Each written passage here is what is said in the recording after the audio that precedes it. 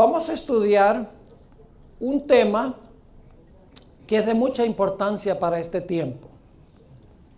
Y es de mucha importancia para este tiempo porque es una de las doctrinas de la iglesia que está siendo cuestionada dentro de la iglesia. Me refiero a la doctrina de la deidad, o como se conoce también la doctrina de la Trinidad. Vamos a estudiar en las 5 sesiones que vamos a tener juntos en detalle la importancia de esta doctrina para el cristianismo en general y específicamente para la iglesia adventista. Antes de entrar a nuestro estudio esta noche, el tema es titulado 1 más 1 más 1 igual 1. Ese es el título del primer tema de hoy.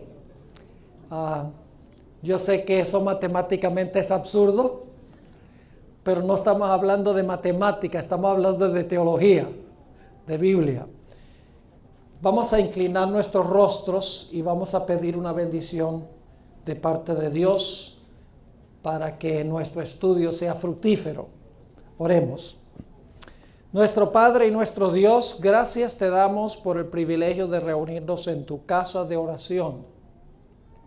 Gracias, Padre, por tu palabra, que es una guía segura en un mundo que anda confundido. Te damos gracias porque, a pesar de que aún en la iglesia algunos cuestionan las enseñanzas básicas de la iglesia, te damos gracias que tenemos tu palabra, que hace que las cosas queden absolutamente claras. Pedimos, Señor, que nos bendigas esta noche, mañana en la noche y el martes en nuestro estudio. Te ruego, Señor, que nos abras nuestras mentes para poder comprender y abras nuestros corazones para que podamos recibir. Te damos gracias de antemano por escuchar nuestra oración, porque te lo pedimos en el precioso nombre de tu Hijo, Cristo Jesús. Amén. La mayoría de las religiones paganas se caracterizan por ser politeístas, es decir, creen en múltiples dioses. En contraste con las religiones paganas está el judaísmo. El judaísmo es estrictamente monoteísta, es decir, creen en un solo Dios verdadero. Ahora, cuando nació el cristianismo, los cristianos tuvieron la difícil tarea de explicar cómo Dios puede ser uno y al mismo tiempo estar compuesto de 3 personas. Les resultó difícil a los cristianos alcanzar particularmente a los judíos, porque los cristianos enseñaban que el Padre es Dios, Jesucristo es Dios y el Espíritu Santo es Dios. Para el judaísmo eso era blasfemia, porque tener 3 personas era equivalente a politeísmo, es decir, tener múltiples dioses. Así que fue difícil para los primeros cristianos convencer a los judíos, que eran estrictamente monoteístas, de que Dios es uno, pero se compone de 3 personas. Ahora, la iglesia primitiva luchó con este problema.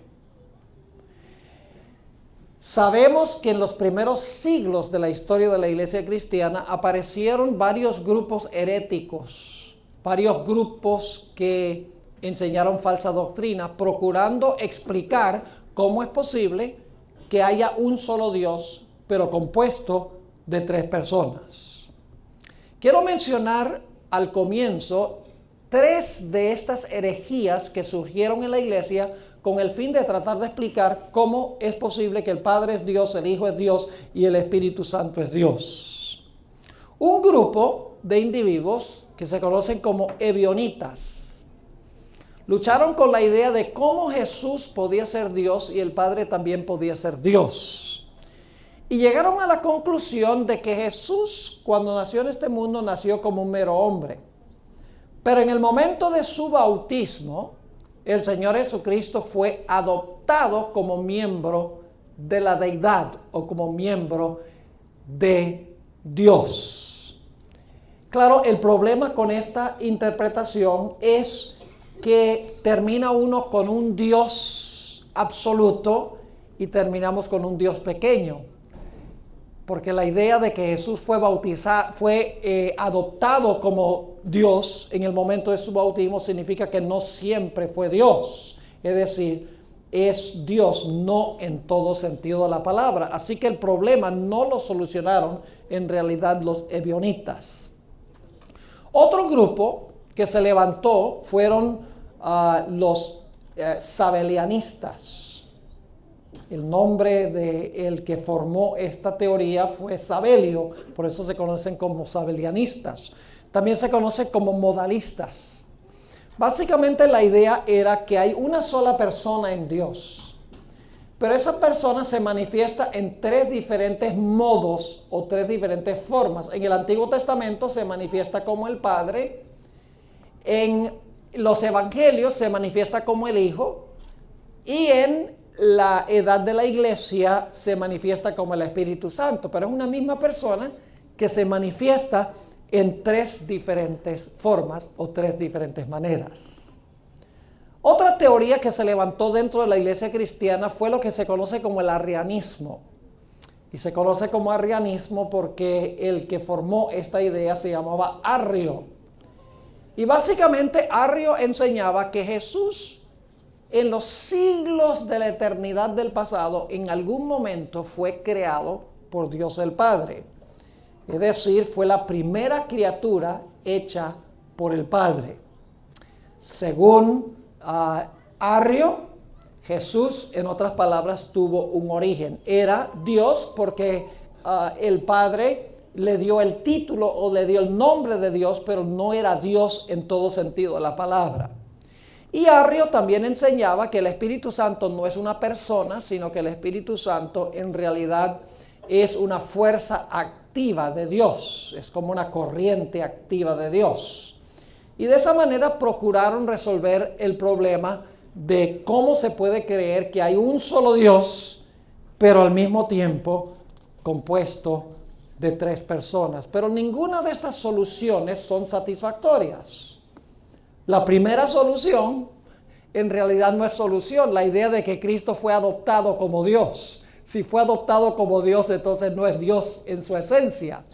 La idea del modalismo, de que en realidad solo hay una persona en Dios y que se manifiesta como Padre y luego como Hijo, luego como Espíritu Santo, no resuelve los problemas bíblicos, porque, por ejemplo, en el bautismo de Jesús, claramente hay tres al mismo tiempo.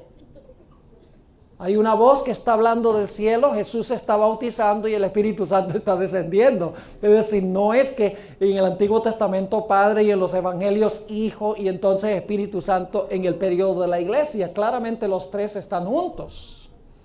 Y el problema de Arrio también es que termina uno con Jesús, que es según ellos un Dios, entonces tiene uno el problema de que tiene un Dios grande y un Dios pequeño. Eso es politeísmo igual. Es decir, ninguna de estas soluciones que propusieron estos herejes eran satisfactorios.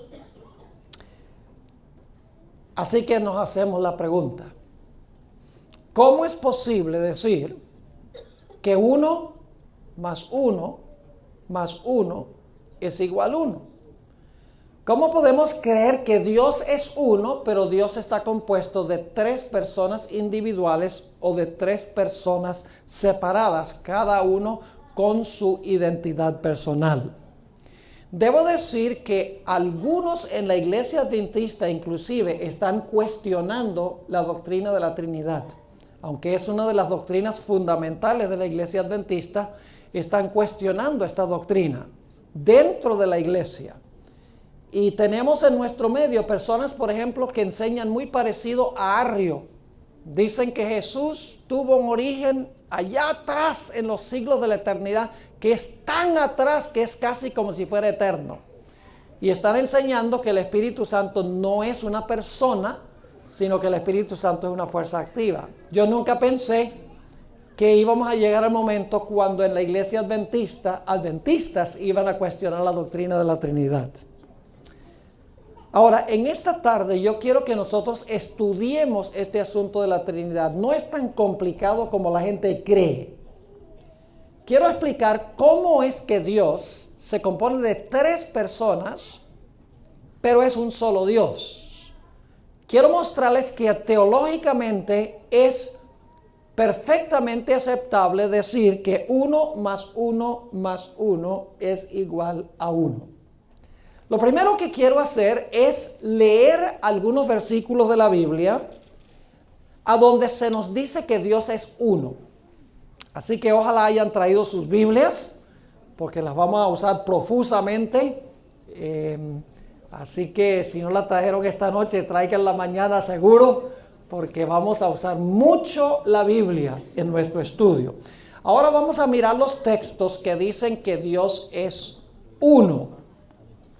Y vamos a comenzar con Deuteronomio, el capítulo 6 y el versículo 4.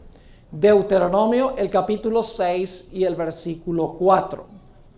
Esta es la confesión fundamental y central del judaísmo. Aún el día de hoy, en todas las sinagogas judías, se empieza el servicio de adoración leyendo Deuteronomio 6 y el versículo 4. Es la confesión central del judaísmo hasta el día de hoy. Y fíjense lo que dice allí en Deuteronomio 6. Dice: oye Israel, Jehová nuestro Dios, Jehová uno es. ¿Cuántos son Jehová?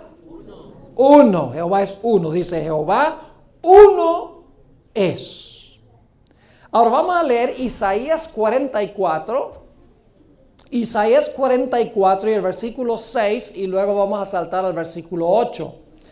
Ojalá estén anotando estos textos, porque primero vamos a ver los textos donde dice que Dios es uno, luego vamos a mirar los textos que dicen que Dios es más que uno, y luego vamos a ver cómo reconciliamos esa idea de que Dios es uno y que Dios es más que uno.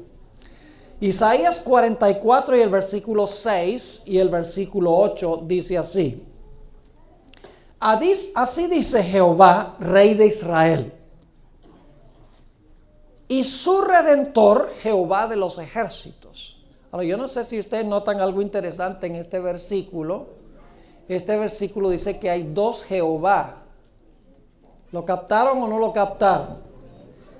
Dice, así dice Jehová, Rey de Israel, ¿y qué? Y su Redentor, Jehová de los ejércitos. ¿Cuántos Jehová tenemos allí? Hay dos.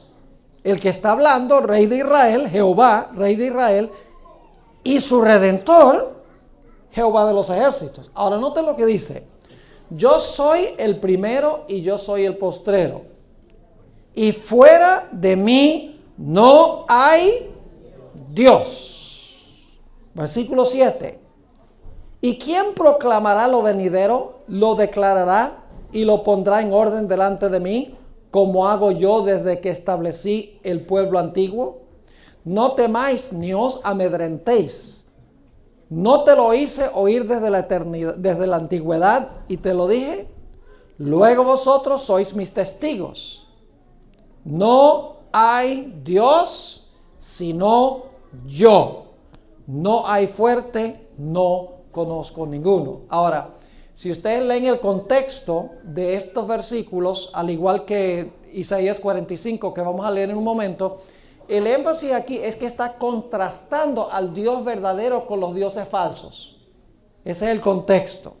Dios está diciendo: ¿ustedes conocen algún Dios que es el creador del cielo y la tierra? ¿Ustedes conocen algún Dios que es el redentor? Dice: yo no conozco ninguno, yo soy el único. Es decir, el contraste es entre el Dios verdadero, creador y redentor, y los dioses falsos de las naciones paganas. Vamos a Isaías 45, 21 y 22. Isaías 45 y el versículo 21 y el versículo 22. Nuevamente la idea de que Dios es uno. Dice allí: en Isaías 45:21, proclamad y hacedlos acercarse y entren todos en consulta. ¿Quién hizo oír esto desde el principio y lo tiene dicho desde entonces, sino yo, Jehová? Y ahora escuchen. Y no hay más Dios que yo, Dios justo y salvador, ningún otro fuera de mí.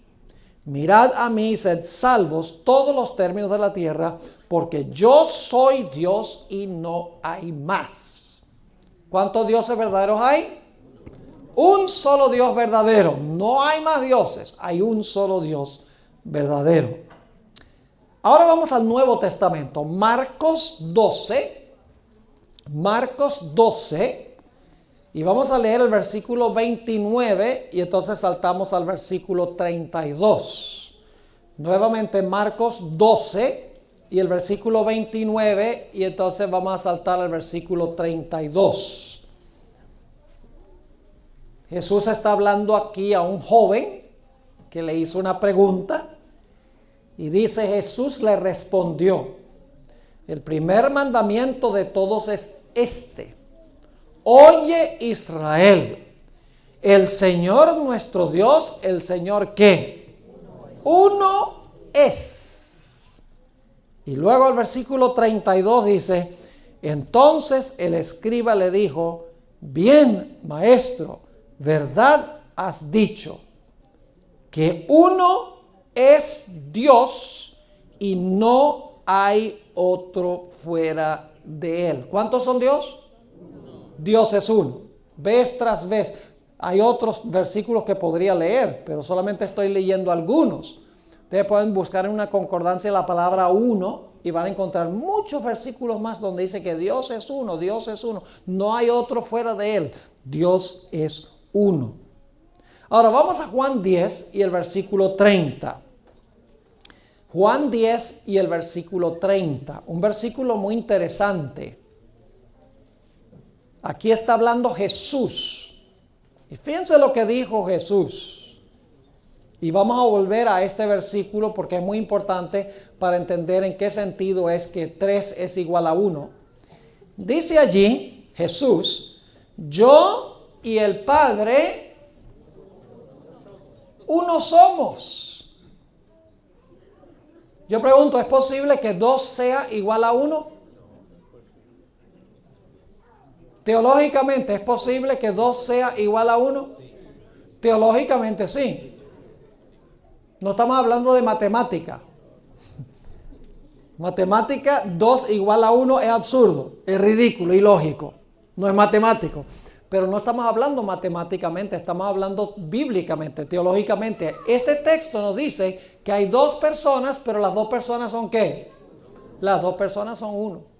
Y todavía tenemos que explicar en qué sentido. Vamos a un texto más, Juan 14, 10 y 11. Solo unos 4 capítulos más adelante, Juan 14 y el versículo 10 y el versículo 11. Es muy interesante este pasaje. Dice aquí, Jesús da la impresión de que Él y el Padre son el mismo. Dice: ¿no crees que yo soy en el Padre y el Padre en mí? Interesante, ¿verdad? Jesús dice: yo estoy en el Padre y el Padre ¿qué? Y el Padre está en mí. Ahora usted dice, entonces es la misma persona. Yo les pregunto, ¿hay algún texto en la Biblia donde el apóstol Pablo dice: ya no vivo yo, mas Cristo vive en mí?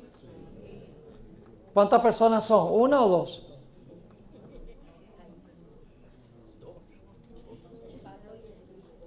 Cuando yo digo que Cristo vive en mí, ¿cuántas personas están involucradas? 2. Pero la Biblia lo describe como si fuera ¿qué?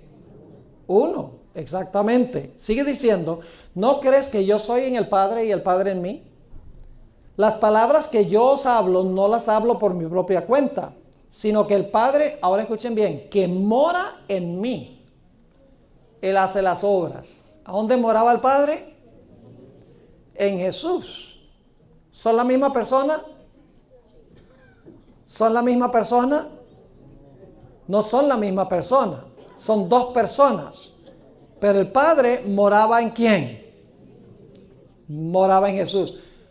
Yo pregunto, ¿es posible que Jesús more en mí? ¿Sí? ¿Y cuántas personas son cuando Jesús mora en mí? Son dos, ¿verdad? Pero en otro sentido son ¿qué? Son una persona o uno. Ahora, noten lo que dice el versículo 11. Creedme que yo soy en el Padre y el Padre en mí. De otra manera, creedme por las mismas obras. Así que tenemos una serie de versículos en la Biblia donde se nos dice que Dios es uno. Jesús está en el Padre está en Jesús. Jesús dice, yo y el Padre uno somos. Encontramos en Marcos el capítulo 12, dice que Dios es uno, no hay otro fuera de Él. Vez tras vez la Biblia dice que Dios es uno. Pero ahora escuchen bien. Hay otra serie de versículos que dicen que Dios es más que uno. Ahora aquí es que viene el problema. Leímos los versículos donde dice que Dios es uno. Pero hay una serie de versículos donde da la impresión de que Dios es más que uno. Vamos a leer algunos de esos versículos. Empecemos en Génesis 1 y el versículo 26. Ahora estamos creando el problema. Y luego vamos a buscar la solución del problema. ¿Ven cuál es el problema? Hay versículos que dicen que Dios es uno y hay versículos que dicen que Dios es más que uno. Ahora, ¿cómo reconcilia uno esos dos de series de versículos? Lo vamos a ver. Génesis 1:26. Entonces dijo Dios. La palabra Dios allí es la palabra hebrea Elohim. Es plural. Es decir, se podría traducir dioses, dijo dioses. O dijo una pluralidad en Dios. Ahora escuche lo que dice. Entonces dijo Dios. ¿Cómo dice el siguiente verbo?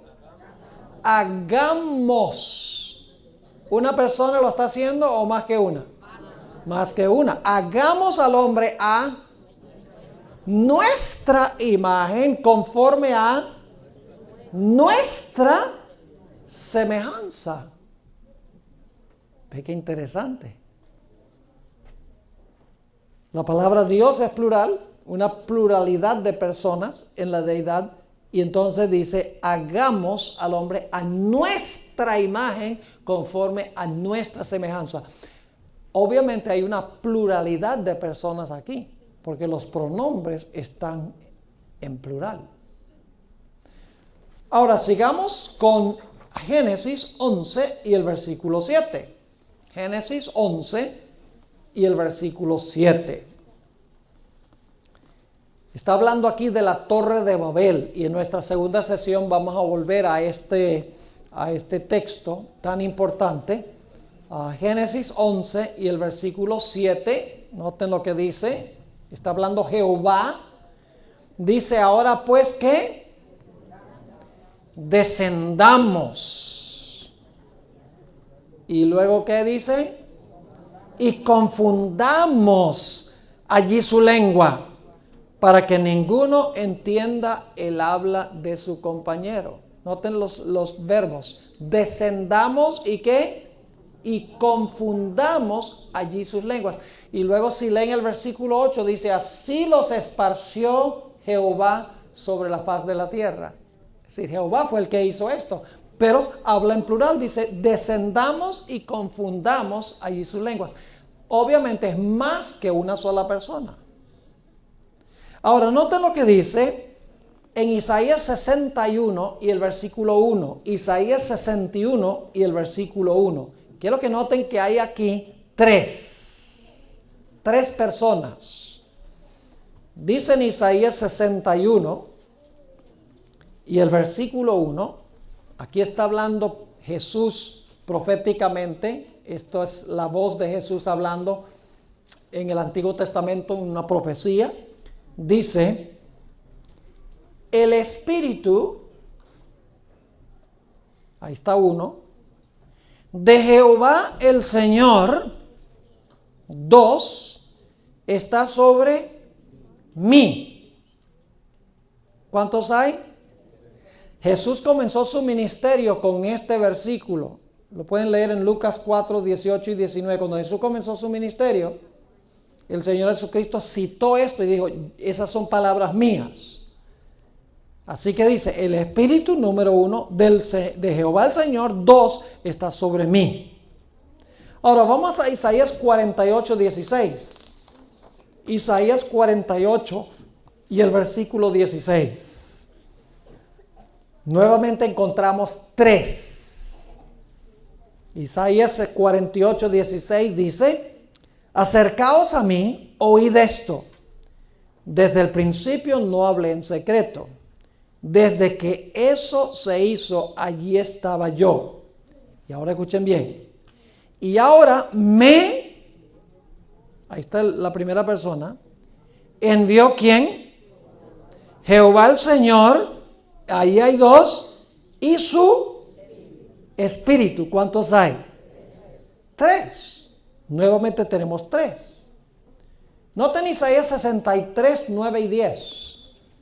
Estamos leyendo los versículos donde dice que Dios es más que uno. Isaías 63 y el versículo 9 y el versículo 10. Muy interesante este texto. ¿Saben ustedes quién es el ángel de Jehová en el Antiguo Testamento? ¿Saben quién es el ángel de Jehová? El ángel de Jehová es el mismo Jehová, es Cristo Jesús. Ahora, no me entiendan mal. Jesús no era un ángel común y corriente creado por Dios. Se le llama el ángel de Jehová, pero es eterno Dios. No creemos como los testigos de Jehová que dicen que Jesús fue un ángel que creó Dios el Padre en los siglos de la eternidad. No, nosotros creemos que Jesús se le presenta en el Antiguo Testamento como el ángel de Jehová, pero es eterno Dios. Sencillamente la palabra ángel significa mensajero. Es el mensajero del Padre. A través de todo el Antiguo Testamento, el mensajero del Padre es Jesús. Es el emisario del Padre en la tierra. Ahora, fíjense lo que dice Isaías 63, 9 y 10. En toda angustia de ellos, él, ahí está el primero, él fue angustiado. Ese es Dios el Padre. Y el ángel de su faz los salvó. ¿Cuántos van? 2. Dice, él fue angustiado, luego dice, y el ángel de su faz los salvó, en su amor y en su clemencia los redimió, y los trajo y los levantó todos los días de la antigüedad. Y ahora escuchen bien, mas ellos fueron rebeldes e hicieron enojar su Santo Espíritu, por lo cual se les volvió enemigo, él mismo peleó contra ellos. ¿Cuántos tenemos aquí? Tenemos 3. Él fue angustiado, el ángel de su faz y su Santo Espíritu. Nuevamente tenemos 3. Ahora vamos al Nuevo Testamento. El Nuevo Testamento claramente presenta que hay 3. Vamos a Mateo 3, 16 y 17. Mateo 3, 16 y 17. Y la razón por la cual estoy leyendo todos estos versículos es porque la única forma de tratar este problema es bíblicamente. Cuando nosotros tengamos que lidiar, y créanme que los vientos van a soplar para este lado, si el problema no ha llegado, el problema va a llegar. Y necesitamos poder explicar este asunto con la Biblia. Por eso le estoy dando tantos versículos y les voy a explicar estas cosas porque cuando llegue ustedes van a tener ya una forma de defender la doctrina que la Iglesia Adventista ha tenido por décadas en su teología. Mateo 3, 16 y 17. Ahora escuchen bien. Y Jesús, ahí está la primera persona, después que fue bautizado, subió luego del agua, y he aquí los cielos le fueron abiertos, y vio al Espíritu de Dios, ahí van 2, que descendió como paloma sobre él, y hubo una voz ¿de qué? De los cielos, ahí está la tercera persona, que decía, este es mi hijo. Ese es el Padre, porque se dirige a Jesús como su hijo. Dice, este es mi hijo amado, en quien tengo complacencia. ¿Cuántos estaban presentes en el bautismo de Jesús? 3. Jesús estaba bautizando, el Espíritu estaba descendiendo y se oyó la voz del Padre hablando desde el cielo. Ahora vamos a Juan 14, 16. Juan el capítulo 14 y el versículo 16. Vamos a leer un buen número de versículos donde dice que Dios es más que uno. Ya vimos varios versículos donde dice que Dios es uno. Ahora estamos leyendo los versículos donde dice que Dios es más que uno, más específicamente tres. Juan 14, 16. Está clarito. Aquí está hablando Jesús y fíjense lo que dice. Y yo, ahí está el número 1, rogaré a quién? Al Padre, van 2, y os dará otro consolador para que esté con vosotros para siempre. El otro consolador, ¿cómo se llama? El Espíritu Santo. ¿Cuántos hay en ese versículo? 3. Vamos al siguiente capítulo, Juan 15, 26. Juan 15 y el versículo 26. Nuevamente la misma idea. Dice, pero cuando venga el Consolador, a quien yo, ahí está uno, yo enviaré ¿de quién? Del Padre, van 2. El Espíritu de verdad, ¿van cuántos? 3. Está yo, el Padre y el Espíritu de verdad, el cual procede del Padre. Él dará testimonio acerca de mí. Vamos a Gálatas 4 y el versículo 6. Gálatas, el capítulo 4 y el versículo 6. Y son tantísimos en el Nuevo Testamento que indican que hay tres personas que no voy a leerlos todos, solamente voy a leer algunos. Gálatas 4, 6, fíjense nuevamente 3.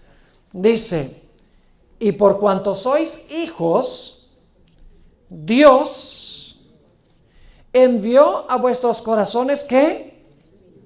El Espíritu de su Hijo. ¿Cuántos hay en ese versículo? 3. Dios envió el Espíritu ¿de quién? De su Hijo. 3 personas. Ahora, ustedes conocen la fórmula bautismal, ¿verdad? ¿Cómo bautizamos a la gente en la iglesia adventista?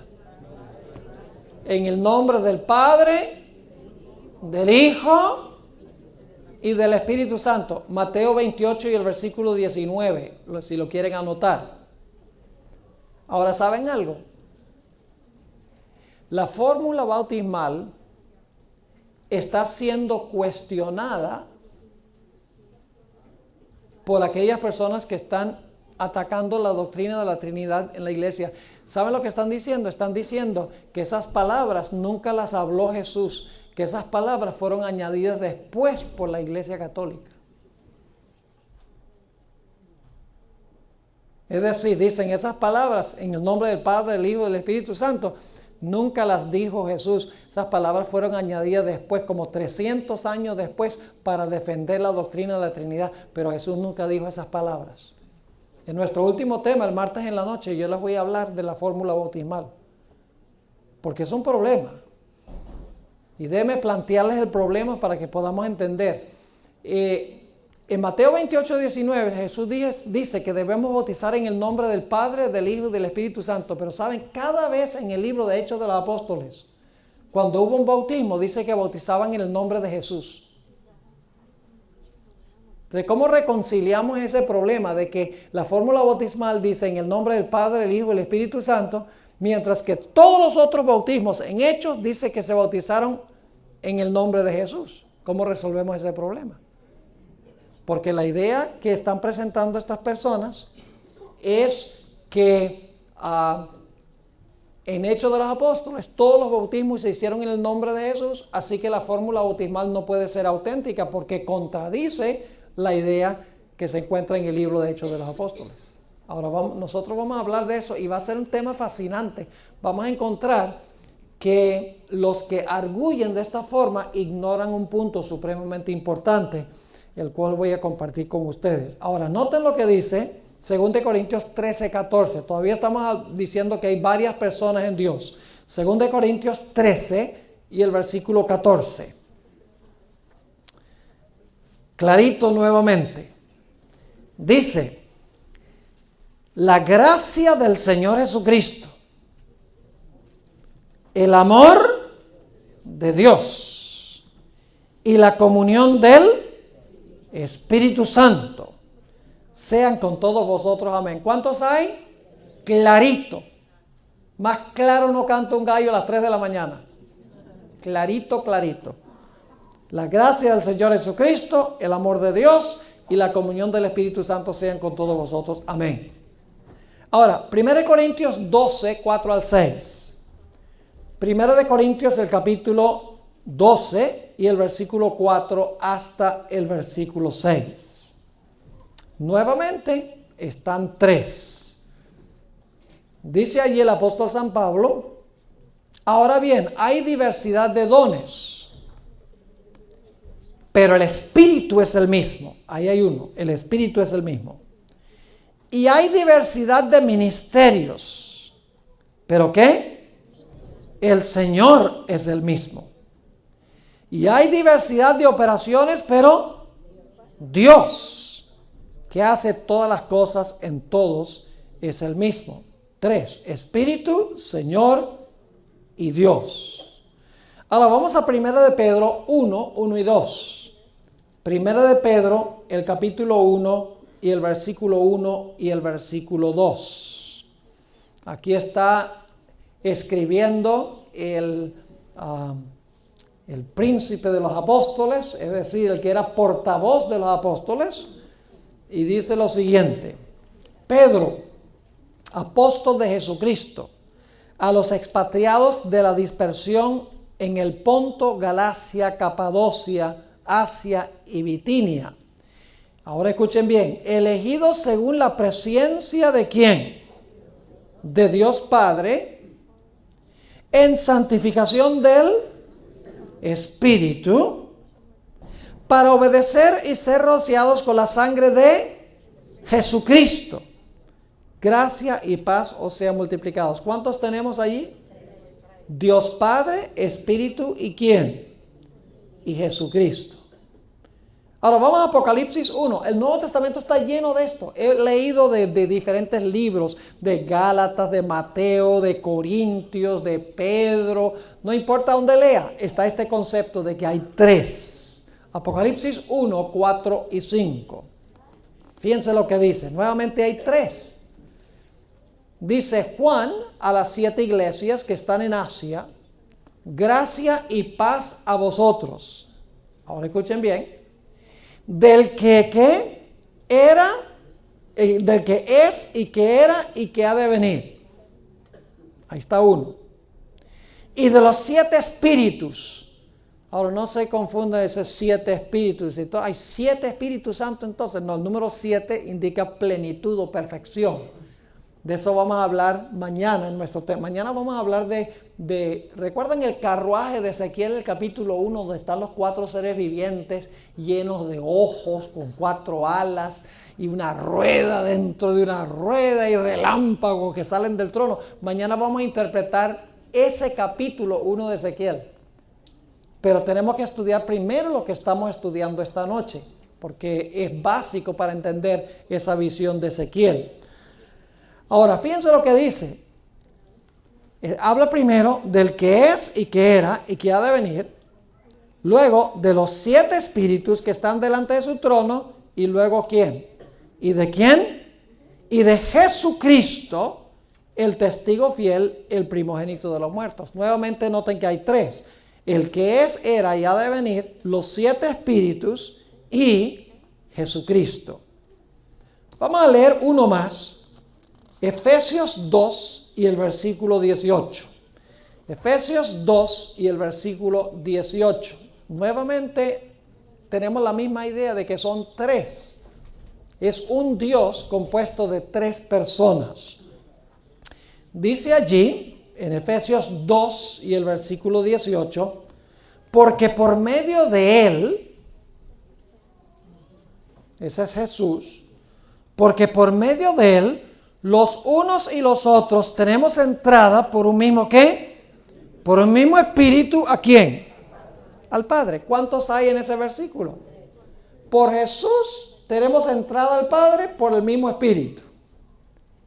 Es decir que claramente, según la Biblia, Hay textos que dicen que Dios es uno y hay textos que dicen que Dios es más que uno, más específicamente que Dios se compone de 3 personas. Ahora, claro, la pregunta clave con que comenzamos nuestro estudio es: ¿cómo es posible que 3 sea igual a 1?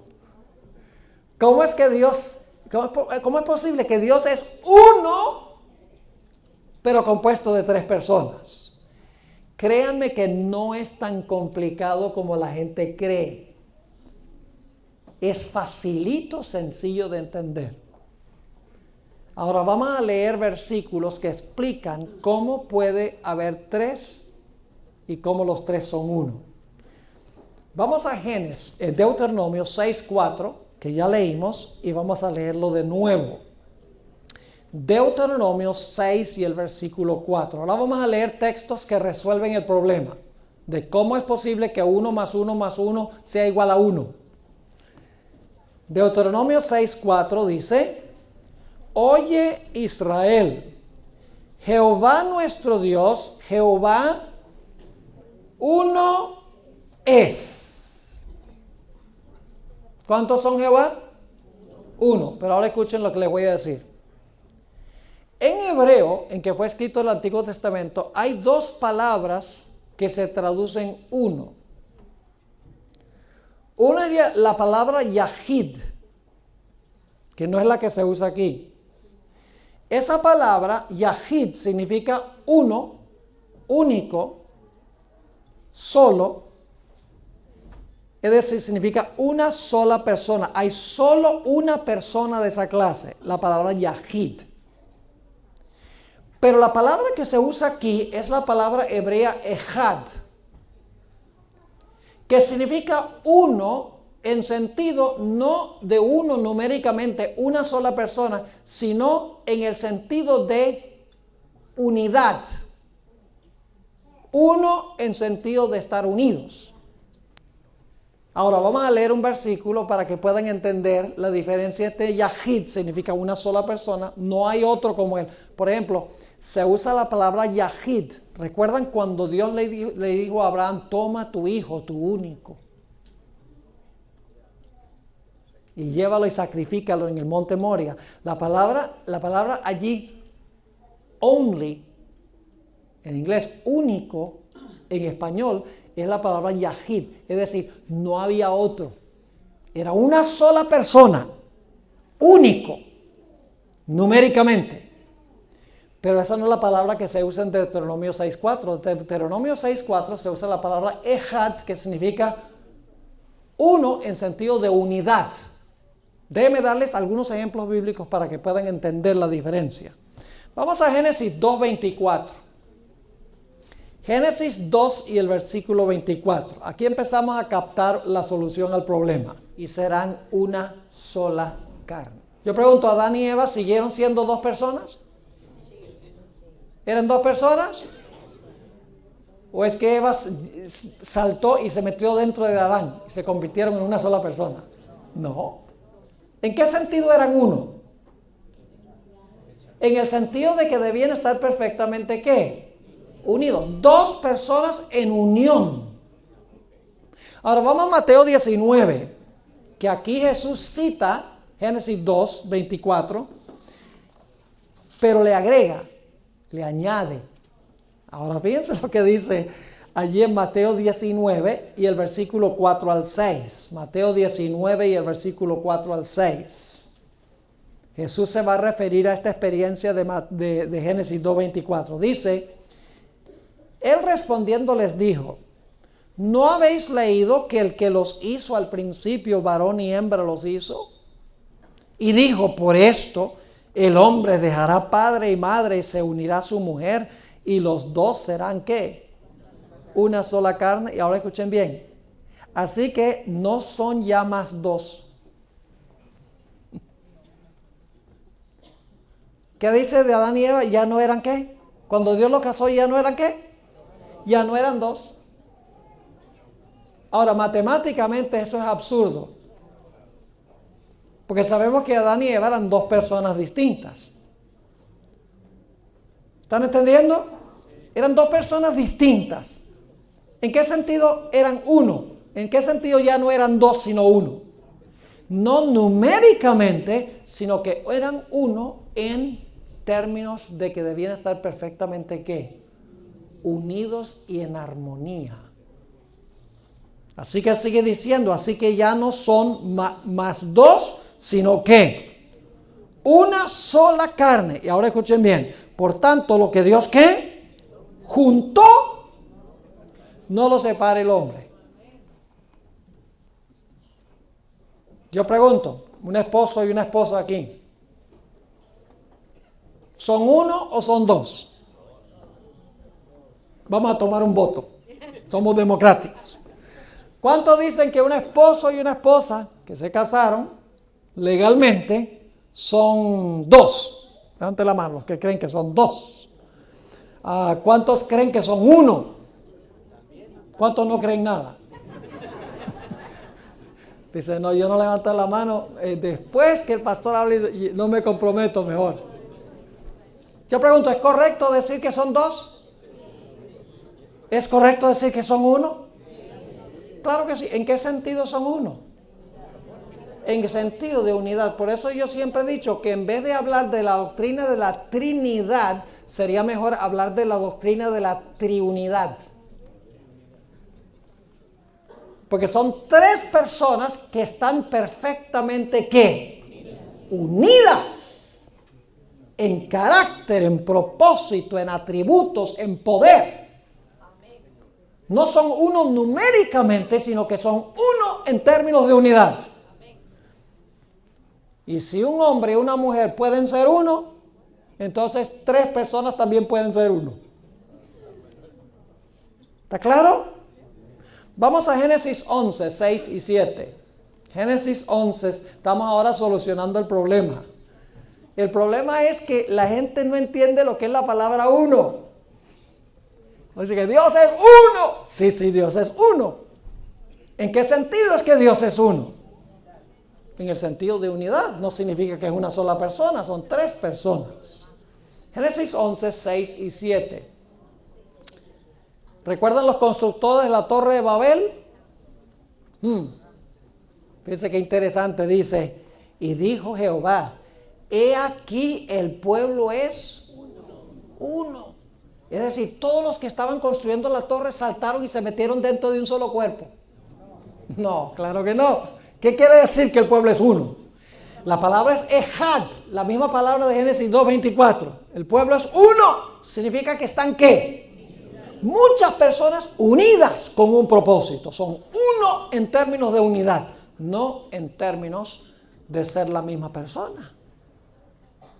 Vamos a Gálatas 3:28. Gálatas 3 y el versículo 28. Aquí está hablando el apóstol Pablo de las personas que reciben a Jesús como Salvador. Y dice allí, en Gálatas 3 y el versículo 28, ya no hay judío ni griego, no hay esclavo ni libre, no hay varón ni mujer, porque todos vosotros sois uno en Cristo Jesús. ¿Qué somos nosotros? Debe ser entonces que yo me estoy quedando ciego aquí, pero hay montones de gente llevo yo afuera. Pero aquí dice que ¿qué? Aquí dice sois ¿qué? Uno en Cristo Jesús. ¿Es posible que 100 personas sean uno? ¿Es posible que 1000 personas sean uno? Claro que sí. Y usted dice, eso es absurdo. 1000 nunca es igual a uno. En las cosas de Dios sí. Si estamos en perfecta ¿qué? En perfecta unidad. Vamos a Juan 17. Este es el ejemplo más poderoso de todos. Juan, el capítulo 17 y el versículo 10 y 11, y luego vamos a leer los versículos 21 y 22. Juan 17, búsquenlo, que es un pasaje muy importante. Juan 17, el versículo 10 y 11. Aquí está hablando Dios en cuanto a su Padre. Y dice, y todo lo mío es tuyo. Y lo tuyo, mío. Nosotros somos muy diferentes. Decimos, lo tuyo es mío y lo mío es mío. Pero con Dios hay esa unidad. Esa mutualidad donde ninguno le interesa lo suyo. Es dar. Así que dice, todo lo mío es tuyo y lo tuyo mío. Y he sido glorificado en ellos. Y ya no estoy en el mundo, mas estos están en el mundo y yo voy a ti. Padre Santo, a los que me has dado, escuchen bien, a los que me has dado, guárdalos en tu nombre para que sean ¿qué? Uno. Así como nosotros. ¿Captaron el punto? Yo pregunto, ¿es posible que 12 sea igual a 1? Jesús estaba orando por sus discípulos. Padre, yo quiero que estos 12 sean uno, como tú y yo somos uno. Entonces yo pregunto, ¿en qué sentido son Jesús y su Padre uno? En el mismo sentido que los 12 apóstoles que debían ser uno. No es una persona, sino que son varias personas en unidad. ¿Es posible que haya un solo Dios verdadero compuesto de 3 personas? Si definimos la palabra uno teológicamente, claro que sí. Ahora noten lo que dice los versículos 20 y 21. Mas no ruego solamente por esto, sino también por los que han de creer en mí por la palabra de ellos, para que todos sean ¿qué? Ahora no solamente está orando por los 12, sino por todos los que van a creer en el mensaje de los apóstoles. Dice, que ellos sean ¿qué? Uno. Ahora escuchen bien. Como tú, oh Padre, ¿qué cosa? En mí. Y yo en ti. ¿El Padre está en Jesús? ¿Jesús está en el Padre? ¿Usted cree que el Padre personalmente vive dentro de Jesús? ¿O Jesús está dentro de su Padre? No. ¿Qué quiere decir eso? Yo en el Padre y el Padre en mí. Está hablando de que son 2 personas, pero tienen una relación mutua, íntima. No es que el Padre vive dentro de Jesús, ni Jesús vive dentro de su Padre, sino que está hablando de que tienen todo en común. Así que dice, para que todos sean uno como tú, oh Padre, en mí y yo en ti, que también ellos sean ¿qué? Uno en nosotros, para que el mundo crea que tú me enviaste. Y ya leímos Juan 14, 10 y 11, donde dice, ¿no crees que yo soy en el Padre y el Padre en mí? ¿Son la misma persona? ¿Son la misma persona? No. Nada más porque dice el Padre en mí y yo en el Padre, no significa que es una sola persona. Entonces, ¿qué sucede cuando el apóstol Pablo dice, ya no vivo yo, mas Cristo vive en mí? ¿Hay 2 personas? ¿Yo y Cristo? Claro que sí. Ahora, noten lo que dice Juan 14, 20. Juan 14 y el versículo 20.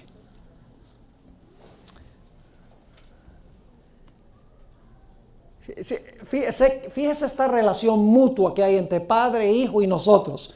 Dice, en aquel día vosotros conoceréis que yo estoy en mi Padre y vosotros en mí y yo en vosotros. ¿Está hablando literalmente de que Jesús se mete dentro de nosotros o nosotros dentro de Él? No. Es una expresión que significa intimidad. Ahora, permítanme leerles algunas citas del Espíritu de Profecía. ¿Aquí creen en el Espíritu de Profecía? ¿En esta iglesia creen? ¿Todavía creen? Sí, pregunto porque hay iglesias adventistas donde ya no creen. Créanlo o no. Yo sí creo. La hermana White tiene este concepto. Fíjense cómo ella lo explica de una forma sencilla. Esta cita se encuentra, la busqué en español, pero no está en ninguna fuente en español, está en la Review and Herald, que es la revista adventista de ese tiempo, agosto 15 de 1907. Ella está hablando de Hebreos 1 y 2, a donde dice: en estos últimos días nos ha hablado por medio del Hijo, a través del cual creó los mundos. Dice ella, aquí se trae a colación la posición que ocupa Cristo en relación con su Padre. Ahora escuchen bien.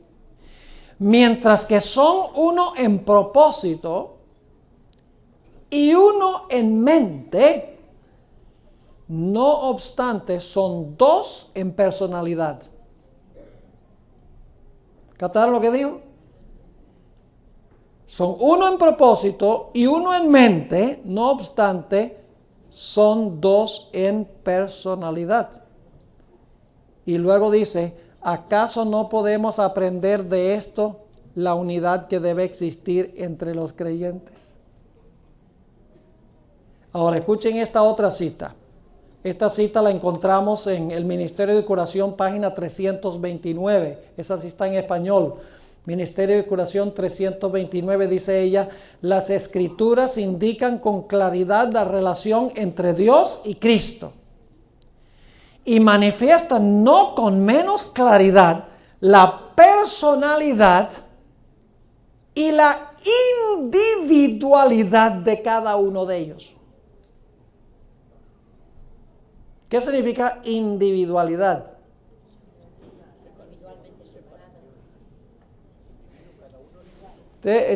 Son matrimonios, ¿verdad que sí? Cada uno tiene su propia individualidad, su propia personalidad. Claro que sí. Yo veo dos personas, al menos que esté viendo doble. Dice ella que la Biblia no con menos claridad habla de la personalidad y la individualidad de cada uno de ellos. Y luego dice, la personalidad del Padre y del Hijo, como también la unidad que existe entre ambos.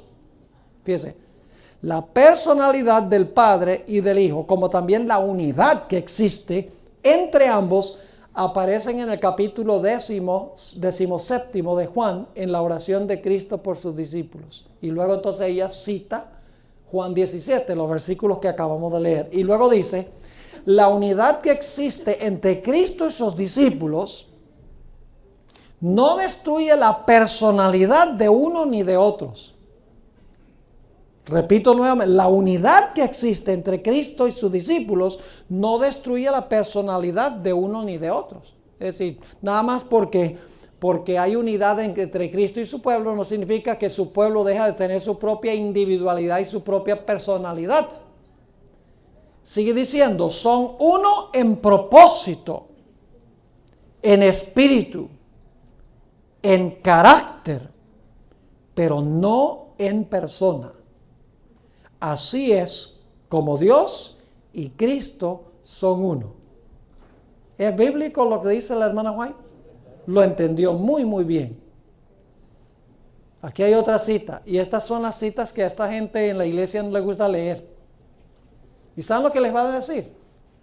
Lo que les van a decir es que estas citas que hoy les voy a leer sobre la Trinidad, en el Espíritu de Profecía, ellos dicen, no, lo que pasa es que eso, la hermana White no escribió eso. Eso fue adulterado por el Centro White. ¿Y saben lo que sucedió? Como había tantas acusaciones de que los fideicomisarios de los escritos de la hermana White, que le cambiaron y le añadieron y eso, que finalmente decidieron, y ustedes pueden conseguir esto en el internet, decidieron sacar en el internet fotocopias de los manuscritos de la hermana White, escritos con su propia letra, donde aparecen estas citas, para mostrar que en los libros están los originales como ella los escribió. Y yo les puedo dar el website para que ustedes vayan y vean. Ahí están las páginas a manuscrito de Elena G. de White. Y he visto personalmente algunas de ellas en el Centro White. Así que esa idea de que el Centro White le ha añadido, le ha quitado y ha reformado sus escritos es completamente falso. Lo que voy a leer es exactamente como ella lo escribió. Voy a leerles unas pocas citas. El Evangelismo 4:46, dice ella, hay 3 personas vivientes en el trío celestial. ¿Qué significa trío? 3 personas vivientes en el trío celestial. Y luego dice, en el nombre de estos 3 grandes poderes, el Padre, el Hijo y el Espíritu Santo, son bautizados los que reciben a Cristo mediante la fe, y esos poderes colaboran con los súbditos obedientes del cielo en sus esfuerzos por vivir la nueva vida en Cristo. Esas son las expresiones que usa. 3 personas, trío celestial, y luego menciona Padre, Hijo y Espíritu Santo. Evangelismo, página 447, dice ella, necesitamos, en cuanto al Espíritu Santo, necesitamos comprender que el Espíritu Santo, que es una persona, así como Dios es persona. ¿Qué es el Espíritu Santo?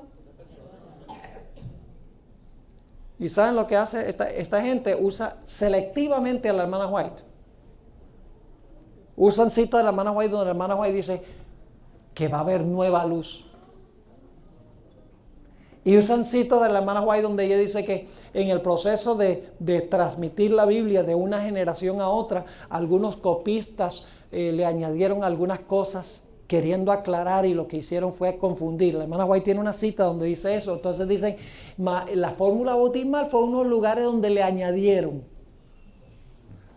Pero entonces cuando uno encuentra citas de la hermana White, porque yo les voy a leer algunas el martes en la noche, donde la hermana White dice que Jesús le dijo a sus discípulos que bautizaran en el nombre del Padre, del Hijo y del Espíritu Santo, que Jesús dijo esas palabras, entonces ellos no citan esas citas de la hermana White. Hacen un uso selectivo del espíritu de profecía. Las citas que les convienen las usan, y las que no les convienen, claro, las ignoran y no las usan. Nota lo que dice en el libro El Evangelismo, página 448. Dice, el príncipe del poder del mal puede ser mantenido en jaque únicamente por el poder de Dios en la tercera persona de la divinidad, el Espíritu Santo. ¿Qué es el Espíritu Santo? ¿Una tercera qué? Es una tercera persona en la divinidad. Así que podemos concluir nuestro primer estudio en esta noche llegando a algunas conclusiones. Conclusión número 1, el Padre, Hijo y el Espíritu Santo todos son uno. Numéricamente o en términos de unidad. En términos de unidad. Cada uno tiene su propia personalidad y su propia individualidad. Es decir, 3 es igual a 1, teológicamente. Ahora, lo que hemos estudiado puede parecerles muy académico y muy teórico, pero es fundamental para lo que vamos a estudiar en nuestra segunda sesión. No se vaya nadie después del refrigerio, porque lo que vamos a estudiar en la segunda sesión es supremamente importante. Vamos a hablar del papel del Espíritu Santo en el proceso del plan de salvación, y vamos a aprender algunas cosas impactantes, impresionantes sobre la obra del Espíritu Santo.